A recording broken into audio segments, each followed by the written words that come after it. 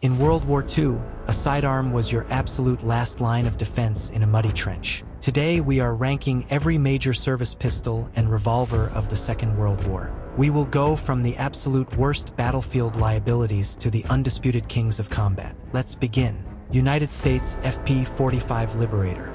This was a stamped sheet metal box dropped to resistance fighters across occupied Europe. It was a smooth-bore single-shot weapon that lacked any real accuracy beyond point-blank range. The loading process was incredibly slow and clumsy under pressure, requiring you to unscrew the barrel. It literally took longer to reload this gun than it took to manufacture it in the factory. It was a psychological tool rather than a true combat pistol.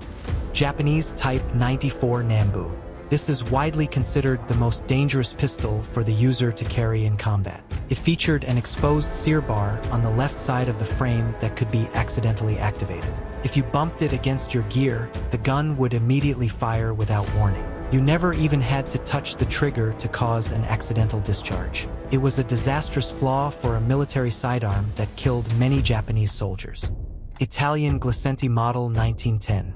This pistol was originally chambered in the weak 9mm Glicenti cartridge, specifically designed for it. The fatal flaw was its magazine dimensions, which accepted standard 9mm parabellum ammunition perfectly. Firing that hotter ammunition would literally tear the weak receiver apart in your hand. This catastrophic failure made it a deadly trap for uninformed soldiers. It was eventually replaced by much safer Italian designs. Japanese Type 26 Revolver. This was a total relic from the 19th century, still seeing combat in the Pacific Theater. It featured a grueling double-action, only trigger pull that exhausted the shooter's hand. It also had an incredibly weak cylinder lockup that spun freely when decocked. These massive flaws destroyed any chance of accuracy in a frantic firefight. It was hopelessly outgunned by modern semi-automatic pistols. Czechoslovakian CZVZ.38. This was an overly bulky and heavy double-action, only pistol weighing over 2 pounds. It was chambered in a relatively weak 380 ACP cartridge, unsuited for military combat. German troops were often forced to carry it as a substitute weapon after the occupation. They universally disliked it due to its terrible clunky ergonomics and poor handling. The incredibly stiff trigger pull made hitting a target very difficult under stress. Italian Bodio Model 1889. This was a rugged but utterly obsolete revolver design from the previous century. It originally dated all the way back to the black powder era of the 1880s. Somehow it was still seeing frontline combat in the early 1940s across North Africa. It featured a folding trigger on certain models that was awkward to deploy rapidly. It was completely outclassed by the weapons of the Allied forces. Soviet Korovin TK. This was a tiny pocket pistol meant purely for civilians and staff officers behind the lines. It fired an extremely underpowered 6.35mm cartridge with minimal stopping power. The weapon was completely useless for actual frontline combat against enemy troops. It could never reliably stop a charging soldier in thick winter clothing. It was strictly a badge of authority rather than a combat tool. French Ruby Pistol. These were cheap Spanish blowback pistols produced in massive numbers for World War I. They were pulled out of storage to fight in the Second World War. They suffered from completely terrible and inconsistent manufacturing tolerances between different factories. A magazine from one Ruby pistol often would not fit inside another. This made field maintenance an absolute nightmare for French soldiers. British Enfield No. 2 Mark I. Specifically, we are looking at the notorious tank crew variant with modifications. It had its hammer spur completely removed to prevent snagging inside tight armor compartments. This modification forced the gun to operate as double action only. That heavy trigger pull made it nearly impossible to shoot accurately under extreme stress. It was a compromise that severely hurt combat performance. Soviet Nagant M 1895. This revolver is highly famous for its unique gas seal cylinder design. This rare feature meant it could actually be effectively fitted with a silencer. However, its general combat effectiveness was ruined by an agonizingly slow loading gait. It also required a massive 20-pound trigger pull to fire in double action mode. Unloading empty casings one by one was lethal in a fast firefight. Japanese Type 14 Nambu. This was the standard Japanese officer sidearm throughout the entire war in the Pacific. It suffered from a highly brittle firing pin that broke very often during combat. It also had terrible magazine retention issues when the release button was accidentally bumped. Finally, it relied on the incredibly weak 8mm Nambu cartridge with poor stopping power. It was a highly flawed weapon that failed to meet military standards. French MAB Model D. This was a functional but entirely unexceptional blowback pistol design. It was chambered in the small .32 ACP caliber with limited effectiveness. It worked reliably enough in the field for police and security forces behind the lines. However, it severely lacked the stopping power needed for heavy military use. It was quickly overshadowed by more powerful handguns of the era. Belgian FN Model 1910/22. This was a very reliable John Browning striker-fired design from before the war. It was widely issued to various European police and military forces across the continent, but it featured virtually non-existent iron sights that seriously hindered aiming capability. It was also chambered for very weak ammunition types like .32 ACP and .380 ACP. It functioned well but was far too weak for the main battlefields. Hungarian Frommerstab M37. This was a very sturdy and exceptionally well-built weapon with excellent craftsmanship. It proved to be highly reliable in muddy and dirty conditions on the Eastern Front, but it was still relegated to the underpowered .380 ACP round with limited effectiveness. This specific caliber made it far too weak for dedicated military combat against riflemen. It was an excellent design held back by its ammunition choice. Czechoslovakian CZVZ.27. This was a beautifully machined and incredibly simple blowback pistol with smooth lines. It was widely utilized by German police forces after the occupation of Czechoslovakia. Rear echelon troops also carried it heavily throughout the entire war across Europe.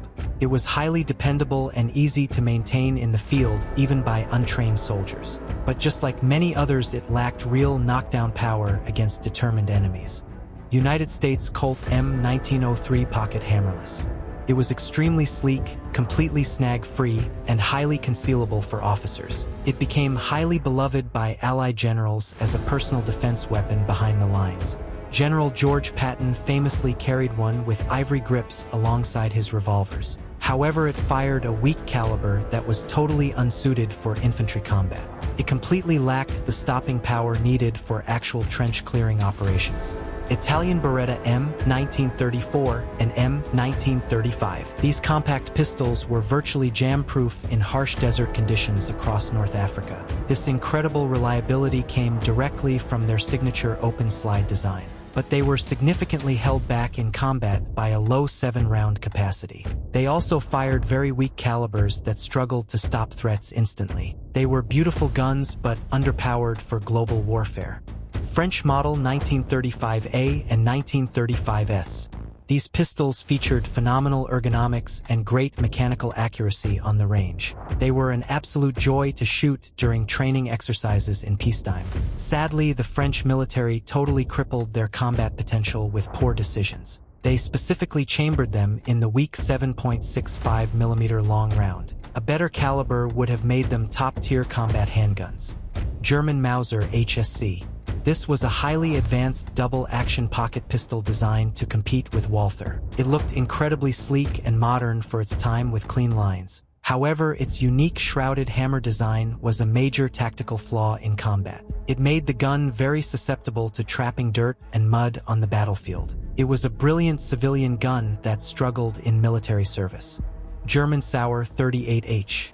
This pistol featured a brilliant concealed internal hammer design for the era. It also had an advanced cocking and decocking lever on the frame for safety. It was truly ahead of its time for handgun safety technology in the 1930s, but the internal parts were simply too complex and delicate for harsh battlefield conditions. When it got dirty, it was prone to highly complicated malfunctions that required armorer attention. British Webley Mark IV and Mark VI. These were rugged, incredibly hard-hitting revolvers used across the British Empire. They featured a fast-ejecting top-break action for much quicker reloads than gate loaders. They were absolutely fantastic weapons for brutal close-quarters combat in trenches, but they were just too bulky and heavy for a standard sidearm at over 2 pounds. They were simply slower to fire than modern semi-automatic pistols in rapid engagements. Spanish Astra 400 and 600.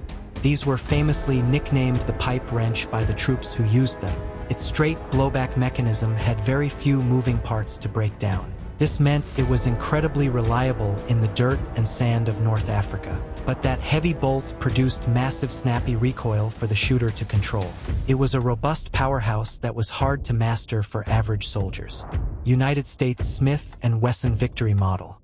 These were utterly dependable and incredibly smooth shooting revolvers in .38 Special. They rarely ever failed under pressure in any climate or condition imaginable. They served perfectly as survival weapons for downed Allied pilots across enemy territory. Naval personnel also relied on them heavily throughout the entire war at sea. They were the ultimate unsung heroes of the revolver world.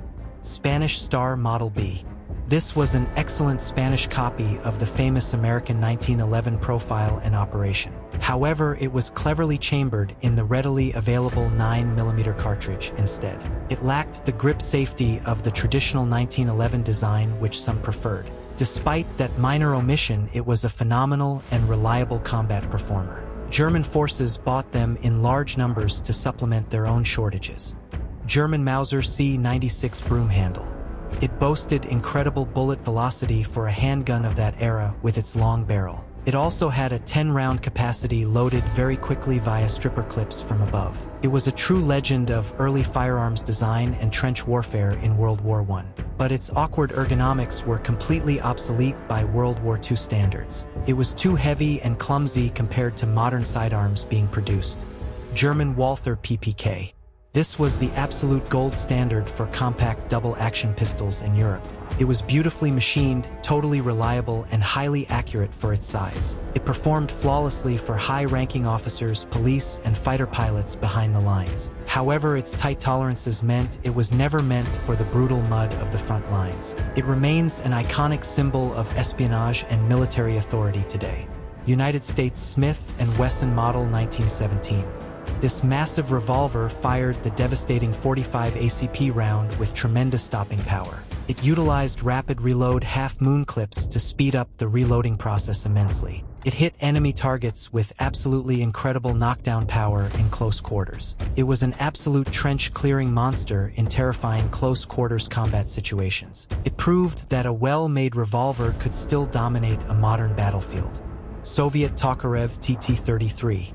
This pistol was brutally simple, rugged, and extremely flat shooting for accuracy. Its 7.62 by 25mm cartridge was incredibly fast and armor-piercing against protection. It could punch right through early flak vests and thick German winter coats easily. However, it completely lacked any manual safety mechanism to protect the user from accidents. It was a pure offensive weapon designed for a harsh and brutal war. German Luger P08.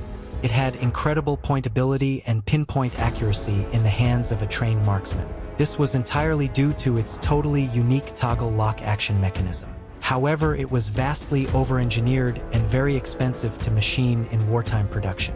It also jammed quite easily when exposed to heavy mud or grit on battlefields. It was a beautiful trophy but a flawed combat tool for frontline troops. Finnish Lottie L35. This was a true Finnish engineering masterpiece built for extreme weather conditions. It closely resembled a Luger in its outward appearance and grip angle aesthetics, but it uniquely utilized a brilliant internal bolt accelerator mechanism for reliability. This guaranteed the weapon would cycle perfectly even in frozen sub-zero Arctic mud. It was arguably the most reliable cold weather handgun ever invented for military use. Polish Radom VIS WZ.35. This was Poland's totally unsung hero of the Second World War in Europe. It was heavily influenced by the American 1911 design but vastly improved upon it. It added a brilliant frame-mounted decocker and featured exceptional factory machining quality. German paratroopers highly praised it as a captured weapon for their own elite use. It is widely considered one of the finest handguns ever created by any nation. German Walther P38. This was the brilliant weapon that successfully replaced the expensive Luger in production. It introduced the modern double-action single-action trigger to mass-produced military pistols. A soldier could safely carry it loaded and fire instantly with one trigger pull. It became the true rugged workhorse of the German army on all fronts worldwide. It set the standard for almost every modern military handgun that followed after the war. United States M1911A1. Known as the Yankee Fist, it was the ultimate heavyweight brawler of the war. It offered unmatched stopping power with the massive 45 ACP round against enemies. It was incredibly rugged and dependable in all environments and climates imaginable. It possessed a single-action trigger that remains the gold standard for shooters today. It is a legendary American icon that refused to quit under any circumstances. British and Commonwealth Browning high power. Specifically, we are looking at the English-manufactured models from Canada during the war. It utilized a revolutionary double-stack magazine that held 13 rounds of ammunition. This gave Commonwealth troops a massive advantage in firepower over their enemies in battle. It was rugged, incredibly reliable, and easy to completely disassemble in the field. But the absolute top spot goes to its original creator and birthplace, Belgian FN Browning high power. It was the only sidearm extensively utilized by both the Axis and the Allies. John Browning's final masterpiece featured a perfect grip angle and a 13-round magazine. This gave a single soldier nearly double the firepower of a 1911 or a Luger. It changed handgun design forever and remains legendary in military history today. It is the greatest service pistol of World War II without question. Conclusion. That concludes our definitive ranking of every major World War II service pistol. From disastrous designs to engineering masterpieces, these sidearms shaped the outcome of close-quarters combat.